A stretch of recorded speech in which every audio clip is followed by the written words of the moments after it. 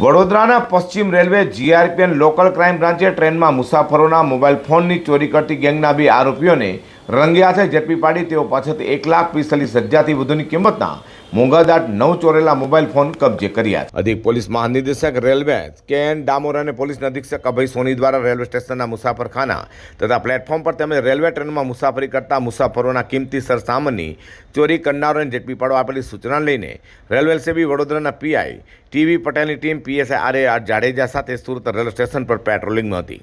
ત્યાં police constable Nilesh Arvindbhai મળેલી બાતમીના આધારે ટ્રેનમાં મુસાફરી કરતા મુસાફરો નિશાન બનાવી મોબાઈલ ફોનની ચોરી કરતી ગેંગ 2 આરોપીઓ જેમાં નવા કમેલા ખાતે સંજયનગરમાં રહેતા રેહાન ઉર્ફે ટટ્ટુ જોહુર શેખ અને લિંબાયત મદીના મસ્જિદ પાસે રહેતા આદિલ જહાંગીર મલેકને ઝડપી પાડ્યા હતા.